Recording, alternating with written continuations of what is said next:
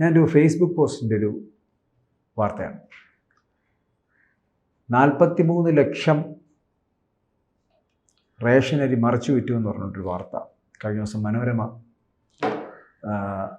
അച്ചടിച്ചു വന്ന വാർത്തയാണത്. മനോരമ കൊടുത്തൊരു വാർത്തയാണ്. ആ വാർത്തയ്ക്ക് ഒരു മറുപടി കൊടുത്തിരിക്കുകയാണ് നമ്മുടെ അഡ്വക്കേറ്റ് കെ അനിൽകുമാർ സഖാവ്. അദ്ദേഹത്തിൻ്റെ മറുപടി രസകരമാണ്, സാറൊന്ന് കേട്ടു. അദ്ദേഹം പറയുന്നതാണ്, ദാരിദ്ര്യമുക്ത കേരളത്തിലെ മനോരമയുടെ വാർത്ത അല്ലെങ്കിൽ വാർത്താ ദാരിദ്ര്യമുള്ള വാർത്ത എന്നാണ് പറയുന്നത്. ദാരിദ്ര്യമുക്ത കേരളം ഇന്നേ പ്രഖ്യാപിക്കൂ, പുള്ളി ഇന്നലെ പ്രഖ്യാപിച്ചു കഴിഞ്ഞു. മറ്റൊന്ന്, രാവിലെ ആ പത്രം കണ്ട് അദ്ദേഹം ഞെട്ടിപ്പോയി. കാരണം ഞെട്ടലുണ്ടാക്കാനുള്ള കാരണം 43 ലക്ഷം കിലോ റേഷനരി മറച്ചു വിറ്റുവെന്ന്. അപ്പോൾ പുള്ളി ചോദിക്കുന്നത് ആരാണെന്നാണ്. തീയതി പറയുന്നത് 1/6/2021 മുതൽ 2025 ഓഗസ്റ്റ് 1 വരെ. വിഷയം എന്ന് പറയപ്പെടുന്നത് സ്റ്റോക്കിലെ കുറവാണ്. FCI ഗോഡൗണുകളുടെ അരി ആരുടെ നിയന്ത്രണത്തിലാണ് എന്നുള്ളതാണ് പുള്ളിയുടെ ചോദ്യം. ആരുടെ നിയന്ത്രണത്തിലോ ആയിക്കോട്ടെ, 43 ലക്ഷം കിലോ അരി അവിടെ നിന്ന് കടത്തിയോ ഇല്ലയെന്ന് മാത്രം പറഞ്ഞാൽ ഇയാളുടെ ഈ ഉടായ്പ് ചോദ്യത്തിന് എന്തെങ്കിലും പ്രസക്തിയുണ്ടോ? ഇവിടെ CPM വേണ്ടി മാധ്യമങ്ങളെ സമീപിക്കുന്നവർക്ക് മൊത്തത്തിൽ ഈ മസ്തിഷ്ക ജ്വരം ഇപ്പോൾ വ്യാപകമായി ബാധിച്ചുകൊണ്ടിരിക്കുന്ന ഒരു രോഗമാണ്.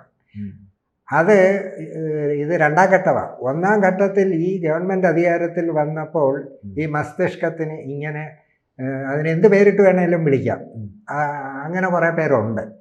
അതായത് അവർ പറയുന്നതാണ് ശരി, അവർ മാത്രം മിടുക്കന്മാർ, ബാക്കിയുള്ളവരെല്ലാം മണ്ടന്മാർ.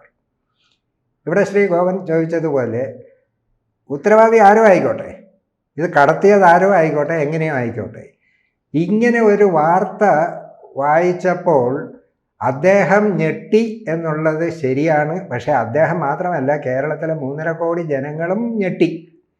പക്ഷേ അദ്ദേഹം ഞെട്ടിയതിന് അക്ഷരാർത്ഥത്തിൽ ഇത് കേട്ട് ഞെട്ടിയെങ്കിലും അദ്ദേഹം അതിന് വേറൊരു വ്യാഖ്യാനം കൊടുത്തത് വാർത്താ ദാരിദ്ര്യം കണ്ട് ഞെട്ടിയെന്നാണ്. അത്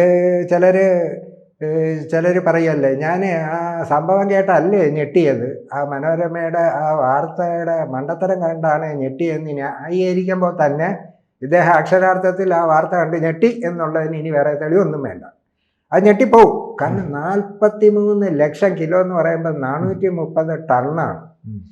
എത്ര നാളത്തേക്ക് എത്ര പേരെ ഊട്ടാൻ കഴിയുന്ന അരിയാണ്. ഇപ്പം ഇവിടെ അദ്ദേഹം കണ്ടെത്തുന്നത് വേറൊന്നുമല്ല, ആരാണ് ഇതിൻ്റെ ഉത്തരവാദി.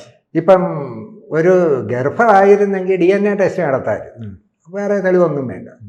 ഇവിടെ ഇപ്പം ഓരോരുത്തർ അവരവരുടെ ഭാഗം ന്യായീകരിക്കുന്ന തെളിവുകളുമായിട്ട് വരും. കേന്ദ്രം വേറെ ഒരു രാജ്യം, കേരളം വേറെ ഒരു രാജ്യം എന്ന പോലെയാണ് ഈ പറഞ്ഞുകൊണ്ട് വരുന്നത്. അതായത് പുള്ളി അത് പറയുന്നുണ്ട് ഇതിനകത്ത്. അതായത് ഈ FCI ഗോഡൗണുകളൊക്കെ നിയന്ത്രിക്കുന്നത് യൂണിയൻ സർക്കാർ, കേന്ദ്ര സർക്കാരാണ്. അപ്പം ഞാൻ ചോദിക്കുന്നത്, കേന്ദ്ര സർക്കാരിൽ ഇപ്പം നരേന്ദ്രമോദി അമിത്ഷായൊക്കെ വന്ന് കൂട്ടിരിക്കണോ, അല്ലെങ്കിൽ ഇവിടെ ഈ പറയുന്ന FCI ഗോഡൗണുകളിൽ വന്ന് അവർ കാവലിരിക്കണോ? അല്ല, അവിടെ നമ്മൾ തിരിച്ചൊരു സിമ്പിൾ ചോദ്യം അങ്ങോട്ട് ചോദിക്കാം. കേരളത്തിൽ ഇപ്പോൾ ഒരു വർഗീയ കലാപം ഉണ്ടായി, ഇവിടുത്തെ പോലീസിനെ കൊണ്ട് നിയന്ത്രിക്കാൻ കഴിയുന്നില്ല എന്നിരിക്കട്ടെ. നമ്മൾ സാധാരണ ചെയ്യുന്നത് എന്താ, കേന്ദ്രത്തിനോട് പട്ടാളത്തെ ചോദിക്കും. കേന്ദ്രം തിരുവനന്തപുരത്ത് പട്ടാളത്തെ കൊച്ചുവേളി റെയിൽവേ സ്റ്റേഷനിൽ ഇറക്കിത്തരും. അവർക്കിവിടെ എവിടെയാ പോകേണ്ടത്, ആരെയാ വെടിവെക്കേണ്ടതെന്ന് അവർക്കറിയാം, അറിയില്ല. മറിച്ച് നരേന്ദ്രമോദി അവിടുന്ന് കുറേ തോക്കും കൊടുത്ത് പട്ടാളക്കാരെ വിട്ടിട്ട് തിരുവനന്തപുരത്ത് വന്ന് കണ്ണി കാണുന്നതിനെയൊക്കെ വെടിവെച്ചോളാൻ പറയാൻ പറ്റുമോ? അപ്പം കേരള സർക്കാരിന് ഒരു ഉത്തരവാദിത്വമുണ്ട്. കേന്ദ്രത്തിന് കൊടുക്കാം, അത് ഉപയോഗിക്കേണ്ടത് എങ്ങനെയാണ് എന്നുള്ളതിൻ്റെ ഉത്തരവാദിത്വം ഈ ഗവൺമെൻറ്റിനാണ്. അതിപ്പോൾ ഈ വിഷയത്തിനൊന്നല്ല, എല്ലാ വിഷയം കേന്ദ്ര സംസ്ഥാന. ഇനി അതും പോകട്ടെ, വിദേശ ഫണ്ട് വരുമല്ലോ, വേൾഡ് ബാങ്ക്, ADBയുടെയൊക്കെ. അതൊക്കെ വന്നു കഴിഞ്ഞാൽ അവരാണോ വന്നിന്ന് ഇതൊക്കെ ചെയ്യുന്നത്? അവർ ഫണ്ട് തരുന്ന ജോലിയേ ഉള്ളൂ. അത് ഏതിന് ഉപയോഗിക്കണം എന്നുള്ളതും എങ്ങനെ ഉപയോഗിക്കണമെന്നും ഒക്കെ ഉള്ള നമ്മളുടെ ഇതാണ്. അപ്പോൾ അത് നമുക്ക് വിസ്തരിച്ച് അങ്ങോട്ട് പോകുന്നില്ല. കേന്ദ്രം റേഷൻ തരുന്നു, അത് കേരളത്തിൽ മാത്രമല്ല എല്ലാ സംസ്ഥാനങ്ങൾക്കും കൊടുക്കുന്നുണ്ട്. ആ കൊടുക്കുന്ന അരി കൃത്യമായി അർഹതപ്പെട്ടവർക്ക്. ഇനി ഈ അരിയൊക്കെ AAYയും അല്ലാതെ നീലയും മഞ്ഞയും പിങ്കും വെള്ളയും ഒക്കെ കളറിൽ ഈ റേഷൻ കാർഡ് തരംതിരിക്കുന്ന ആരാ? അതും കേന്ദ്രമാണോ? അല്ലല്ലോ. അപ്പോൾ അതിവിടെ കിഴക്കൂട്ടം ഗോഡൗണിൽ അല്ലെങ്കിൽ ഓരോ സ്ഥലങ്ങളിലെയും ഗോഡൗണിൽ കൊണ്ടുവരും. ഇവിടുത്തെ സർക്കാർ ഇടപെട്ട് അത് ഗോഡൌണിൽ കൊണ്ടുപോകണം. ഗോഡൌണിൽ നിന്നത് റേഷൻ കടകളിൽ കൊണ്ടുപോകണം. അവിടുന്ന് കൃത്യമായി ജനങ്ങൾക്ക് കൊടുക്കണം. ആ ഉത്തരവാദിത്വം കാലാകാലങ്ങളിൽ ഭരിക്കുന്ന കേരള സർക്കാരിനാണ്. പിന്നെ ഇദ്ദേഹം പറഞ്ഞതിന് വാദത്തിൽ വേണമെങ്കിൽ ചില പ്രത്യേക സാഹചര്യത്തിൽ അംഗീകരിക്കാം. ഗവർണർ ഭരണം നടക്കുന്ന സമയത്ത് വേണമെങ്കിൽ ഇത് രണ്ടും കേന്ദ്രത്തിനാണെന്ന് പറയാം. കാരണം ഗവർണർ കേന്ദ്രത്തിൻ്റെതാണ്. ഇപ്പം ഈ 2021 ജൂൺ മുതൽ സെപ്റ്റംബർ മുതൽ 2025 ഓഗസ്റ്റ് വരെയുള്ള 4 വർഷത്തെ കാലയളവിലെയാണ് ഈ പറയുന്ന 43 ലക്ഷം. അപ്പൊ ഇതൊക്കെ എങ്ങനെ കണ്ടുപിടിച്ചു എന്ന് ചോദിച്ചാൽ വിവരാവകാശം വെച്ച് നമ്മൾക്ക് സ്റ്റോക്ക് ചോദിക്കാം. ഇപ്പൊ ചില കടകളിലൊക്കെ എങ്ങനെയാ കണ്ടുപിടിക്കുന്നത്? അവിടെ രസകരമായ ഒരു മുൻ അനുഭവം പറയാം. ഈ സർക്കാർ ജീവനക്കാർക്ക് മെഡിക്കൽ റീഇംബേഴ്സ്മെന്റ് ഉണ്ട്. ഒരു പ്രത്യേക മെഡിക്കൽ സ്റ്റോറിൽ നിന്നും മെഡിക്കൽ റീഇംബേഴ്സ്മെന്റിൽ എത്രയോ ലക്ഷം രൂപ പോയി.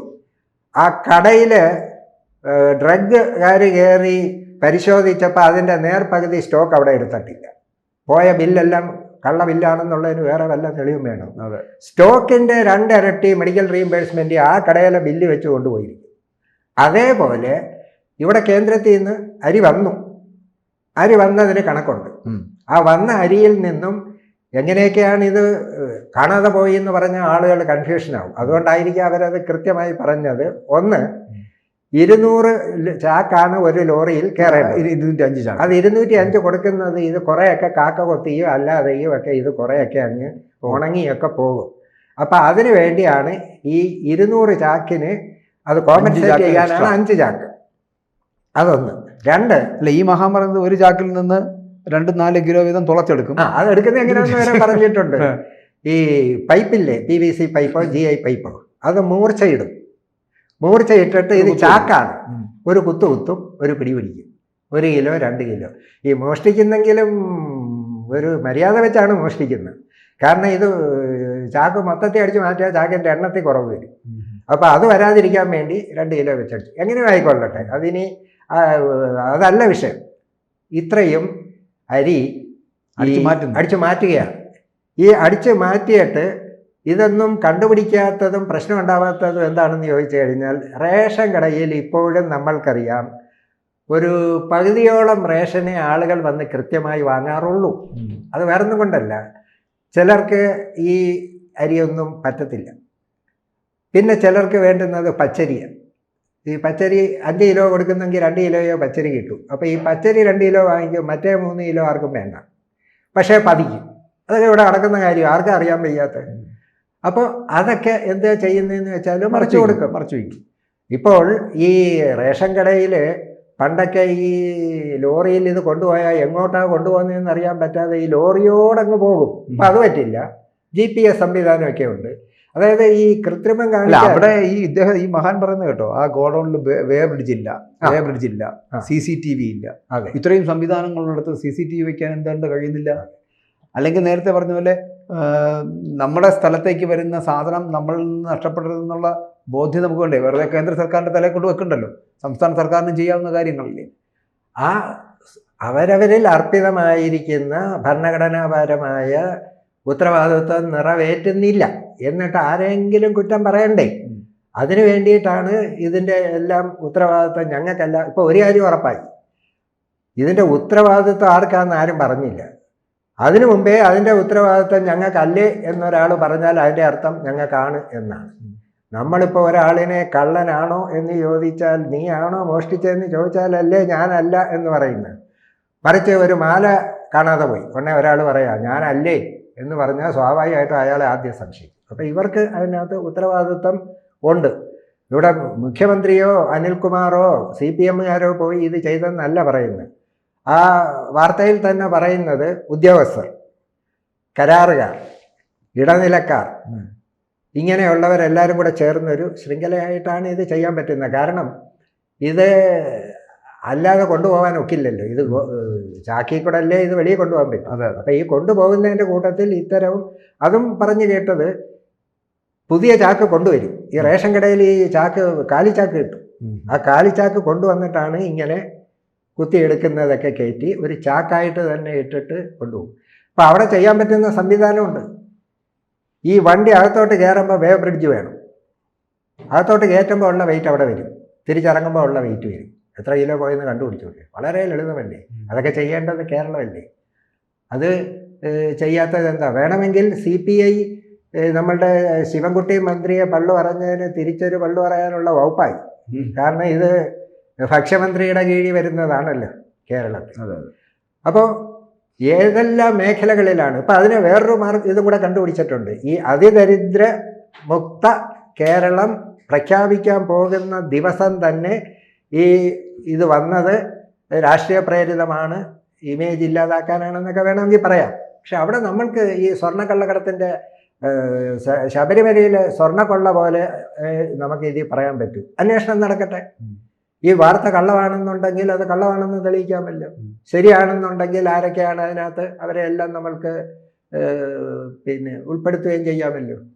ഇവിടെ റേഷൻ കാർഡിൻ്റെ എണ്ണം അനുസരിച്ചാണ് കേന്ദ്രം ഈ അരിയൊക്കെ നൽകുന്നത്. ഇപ്പം ഇത്രയും കൂടുതൽ അരി ഇവിടെ കിട്ടുന്നതിൽ ഈ കേരള സർക്കാരിൻ്റെ മിടുക്ക് കൊണ്ടാണോ ഇത്രയും കൂടുതൽ അരി കിട്ടുന്നത്? ഭക്ഷ്യ സുരക്ഷ പദ്ധതി 2013 അതിലാണ് ഒരു റേഷൻ കാർഡിന് 35 കിലോ.